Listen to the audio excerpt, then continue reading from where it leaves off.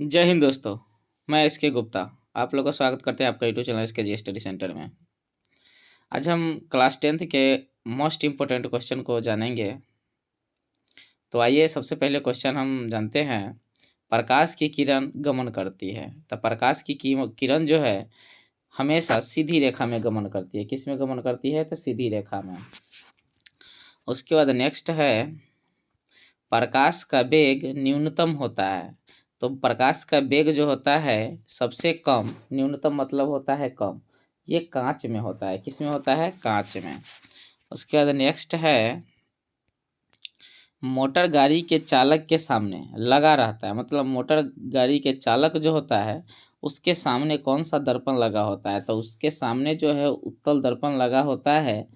तो यहाँ पर एक क्वेश्चन आएगा कि मोटर गाड़ी के चालक के सामने उत्तल दर्पण का प्रयोग क्यों किया जाता है? तो देखिए, उत्तल दर्पण का प्रयोग इसलिए किया जाता है क्योंकि ये बड़ा से बड़ा प्रतिबिंब जो है ना, बड़ा से बड़ा वस्तु का प्रतिबिंब छोटा करके दिखाई देता है। तो इसलिए इसका हम उत्तल दर्पण का उपयोग करते हैं इसमें। तो उसके बाद नेक्स्ट है, मोटर कार के हेडलाइट में किसका प्रयोग किया जाता है? मतलब कहने का मतलब है, मोटर कार जो है उसके हेडलाइट में कौन सा दर्पण लगा होता है? तो उसमें जो होता है अवतल दर्पण लगा होता है। क्यों? क्योंकि अवतल दर्पण जो होता है छोटा से छोटा प्रतिबिंब को बड़ा करके दिखाई देता है, इसलिए इसका प्रयोग हम मोटर कार के हेडलाइट में प्रयोग करते हैं। उसके बाद नेक्स्ट है, समतल दर्पण द्वारा बना प्रतिबिंब होता है। देखिए, समतल दर्पण द्वारा बना प्रतिबिंब जो होता है ना, काल्पनिक होता है। क्या होता है? काल्पनिक होता है। उसके बाद नेक्स्ट है, लेंस की क्षमता का एसआई मात्रक क्या होता है? तो लेंस के क्षमता का मात्रक जो होता है ना, डायोप्टर होता है। क्या होता है? डायोप्टर। मोस्ट इंपोर्टेंट क्वेश्चन है ये। उसके बाद नेक्स्ट है, प्रकाश की किरणों का पथ दर्शाने वाले चित्रों को कहा जाता है। देखिए, प्रकाश की किरणों का पथ जो दिखाता है उसको हम कहते हैं किरण आरेख। क्या कहते हैं? किरण आरेख कहते हैं। उसके बाद नेक्स्ट है, नेक्स्ट क्वेश्चन आपको अब आता है, दो डायोप्टर क्षमता वाले लेंस का फोकसांतर क्या होगा? मतलब फोकस पूछ रहा है, तो फोकस जो होगा 50 सेंटीमीटर होगा। उसके बाद नेक्स्ट है, किस उत्तल लेंस का फोकसांतर, मतलब किसी उत्तल लेंस का फोकसांतर 50 सेंटीमीटर हो तो उसका क्षमता क्या होगा? तो +2 डायोप्टर होता है। क्या होता है? +2 डायोप्टर होता है। यहाँ से फिर आगे चलेंगे नेक्स्ट। तो प्रकाश के किरणों के समूह को क्या कहते हैं? तो देखिए, प्रकाश के किरण जो है उसके समूह को हम किरण पुंज कहते हैं। क्या कहते हैं? किरण पुंज कहते हैं। देखिए, बहुत सारा अगर किरण एक साथ है तो उस समूह को हम क्या कहेंगे? किरण पुंज कहेंगे। उसके बाद नेक्स्ट है, उत्तल लेंस की क्षमता। देखिए, उत्तल लेंस की क्षमता होती है, तो उत्तल लेंस की क्षमता जो है आपको धनात्मक होती है। क्या होती है? धनात्मक होती है। उत्तल लेंस की क्षमता जो होता है डी जिसको कहते हैं वो क्या होता है? धनात्मक होता है। तो अब यहाँ से क्वेश्चन ध्यान में रखना है कि लेंस के क्षमता बराबर क्या होता है? तो लेंस के क्षमता बराबर यानी P बराबर जो होता है 1/, होता है F होता है। उसके बाद नेक्स्ट है, उसके बाद नेक्स्ट है, उत्तल लेंस की अवतल लेंस की क्षमता क्या होती है? देखिए, जस्ट अपोजिट कर दीजिए इसका। तो अवतल लेंस की क्षमता जो होता है आपका, ये है ऋणात्मक होगी। क्या होगा? ऋणात्मक होगा। उसके बाद नेक्स्ट है,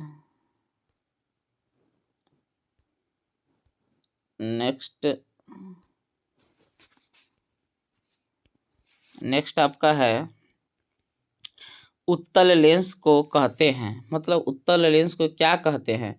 तो इसको जो है ना अभिसारी लेंस कहते हैं। क्या कहते हैं? अभिसारी लेंस कहते हैं। उत्तल लेंस को अभिसारी लेंस कहते हैं और अवतल लेंस को जो है अपसारी लेंस कहते हैं। क्या कहते हैं? अपसारी लेंस कहते हैं। उसके बाद नेक्स्ट है निम्न में से कौन सा पदार्थ लेंस बनाने के लिए प्रयुक्त नहीं किया जाता है? मतलब लेंस बनाने में किसका उपयोग नहीं किया जाता है? तो देखिए, सबका किया जाता है, कांच का, जल का किया जाता है, कांच का किया जाता है, प्लास्टिक का किया जाता है, तो किसका नहीं किया जाता है?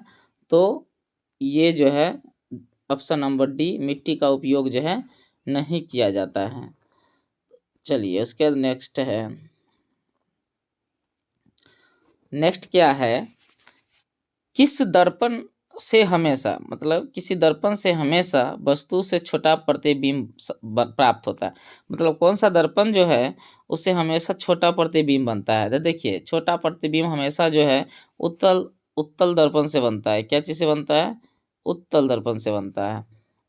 उसके बाद नेक्स्ट है किस दर्पण से वस्तु का बड़ा प्रतिबिंब? देखिए, वस्तु का प्रतिबिंब जो है हमेशा कौन से बनता है? तो अवतल दर्पण से बनता है, इसमें बड़ा प्रतिबिंब बनेगा वस्तु का। उसके बाद नेक्स्ट है प्रकाश के परावर्तन के कितने नियम है? देखिए, बहुत बार ये क्वेश्चन पूछ चुका है। प्रकाश के परावर्तन के 2 नियम है। क्या का नियम है? 2 नियम है। और एक और है प्रकाश के अपवर्तन का भी जो है नियम 2 ही है।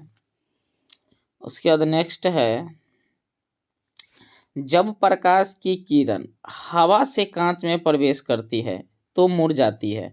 देखिए, जब प्रकाश की किरण जो है हवा से कांच में प्रवेश करती है, किस में प्रवेश करती है? कांच में प्रवेश करती है, तो अभिलंब की ओर मुड़ जाती है, चाहे अभिलंब के निकट हो जाती है। तो चलिए ऑप्शन नंबर हो जाएगा बी हो जाएगा, अभिलंब की ओर मुड़ जाती है, चाहे उसके निकट हो जाती है। अब नेक्स्ट आते हैं हम लोग, फोटोग्राफी कैमरा का अभिदृश्य होता है। देखिए, फोटोग्राफी कैमरा का जो है वो आपका आंसर हो जाएगा उत्तल लेंस। क्या हो जाएगा? उत्तल लेंस, उत्तल लेंस। उसके बाद नेक्स्ट है साइड मिरर के रूप में प्रयुक्त होता है। तो साइड मिरर के रूप में कौन सा दर्पण का प्रयोग होता है? तो उत्तल दर्पण का प्रयोग होता है। ठीक। उसके बाद नेक्स्ट है एक अवतल दर्पण की फोकस दूरी 10 सेंटीमीटर है, तो उसकी वक्रता त्रिज्या क्या होगी? देखिए, उत्तल दर्पण की फोकस दूरी जो है आपका, फोकस दूरी जो है एफ बराबर दिया हुआ है, एफ बराबर जो है 10 है। तो हमको यहाँ से पूछ रहा है वक्रता त्रिज्या। तो वक्रता त्रिज्या जो होती है ना, आर बराबर 2f होती है। क्या होता है? 2f। तो 2 गुने 10, तो क्या हो जाएगा? 20 हो जाएगा। तो अगर ऑप्शन क्या हो जाएगा? ऑप्शन हो जाएगा आपको बी, 20 सेंटीमीटर हो जाएगा। उसके बाद नेक्स्ट है आपका निर्गत किरण एक अभिलंब के बीच के कोण को कहते हैं। क्या कहते हैं? तो निर्गत कोण कहते हैं। क्या कहते हैं? निर्गत कोण कहते हैं। उसके बाद नेक्स्ट है सरल सूक्ष्मदर्शी में किसका प्रयोग किया जाता है? देखिए, सरल सूक्ष्मदर्शी में ना उत्तल दर्पण का प्रयोग किया जाता है। किसका? सॉरी, उत्तल लेंस का प्रयोग किया जाता है। किसका? उत्तल लेंस का प्रयोग किया जाता है। चलिए उसके बाद नेक्स्ट है किस लेंस के द्वारा सिर्फ काल्पनिक प्रतिबिंब बनता है? देखिए, किस लेंस के द्वारा सिर्फ काल्पनिक प्रतिबिंब बनता है? तो ये है अवतल दर्पण। क्या है? अवतल अवतल लेंस। क्या है? अवतल lens. Option number B. Next है परावर्तन कोण के नियम निर्धारित होता है। देखिए, परावर्तन कोण का नियम जो है, तो इसमें जो होता है इसका नियम अपतन कोण परावर्तन कोण के बराबर होता है। उसके बाद है नेक्स्ट काल्पनिक प्रतिबिंब होता है। देखिए, काल्पनिक प्रतिबिंब जो है सीधा होता है। क्या होता है? काल्पनिक प्रतिबिंब सीधा होता है। उसके बाद नेक्स्ट है लेंस में मुख्य फोकस की संख्या कितनी होती है? देखिए, लेंस में मुख्य फोकस की संख्या जो है 2 होती है। क्या होती है? 2। उसके बाद नेक्स्ट है सर्च लाइट का परावर्तक सतह होता है। देखिए सर्च लाइट का परावर्तक सतह जो होता है अवतल होता है। क्या होता है? अवतल होता है। उसके बाद नेक्स्ट है, दाढ़ी बनाने में कौन सा दर्पण प्रयुक्त होता है? देखिए दाढ़ी बनाने में जो होता है वो होता है अवतल दर्पण का प्रयोग। ये क्या होता है? अवतल दर्पण का प्रयोग। देखिए अवतल दर्पण का प्रयोग जो है इसलिए किया जाता है कि छोटा से छोटा भी दाढ़ी जो होता है वो बड़ा दिखाई देता है, इसलिए इसका प्रयोग किया जाता है। या अवतल दर्पण का प्रयोग जो है रोगी के आँख कान नाक को इलाज करने में डॉक्टर द्वारा उसका उपयोग किया जाता है। उसके बाद नेक्स्ट है, नेक्स्ट एक उत्तल लेंस की क्षमता एक डायोप्टर है तो उस लेंस की फोकस दूरी क्या होगी? तो देखिए फोकस दूरी जो है आपका +100 सेंटीमीटर है। +100 सेंटीमीटर। क्या है? +100 सेंटीमीटर। उसके बाद नेक्स्ट है, किसी गोलीय दर्पण तथा किसी पतले गोलीय लेंस दोनों की फोकस दूरी -15 सेंटीमीटर है तो दर्पण तथा लेंस संभवतः है। मतलब कौन सा लेंस होगा या दर्पण होगा? तो ये जो होता है आपको दोनों हो जाएगा इसमें से, ठीक है। अवतल दोनों क्या होगा? अवतल हो जाएगा। तो ऑप्शन नंबर हो जाएगा ए। उसके बाद नेक्स्ट है प्रकाश के अपवर्तन। तो प्रकाश के अपवर्तन के कितने नियम है?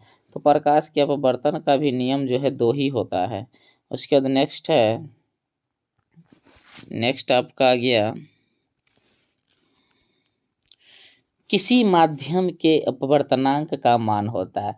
किसी माध्यम के अपवर्तनांक का मान जो होता है sin I/sin R होता है।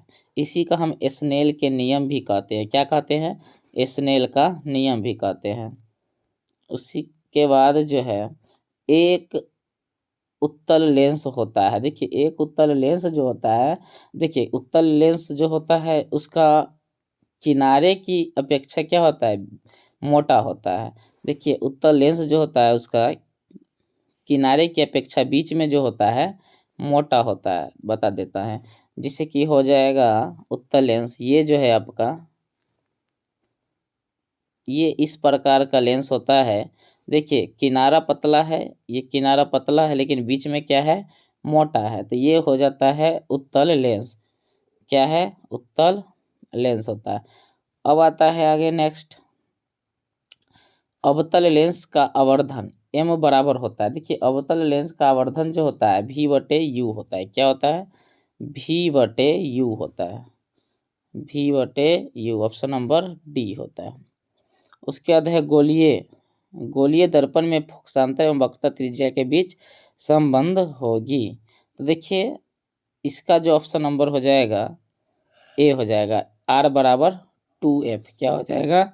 R/2F। इस तरह भी दिया रहेगा, चाहे F बराबर भी जो होता है R/2 होता है। ये भी क्या है? उसका संबंध है। तो नेक्स्ट है उसके बाद सोलर कुकर। सोलर कुकर में जो है किसका प्रयोग किया जाता है? तो सोलर कुकर में जो है इस प्रयोग किया जाता है, तो किसका प्रयोग किया जाता है? तो अवतल दर्पण का प्रयोग किया जाता है सोलर कुकर में।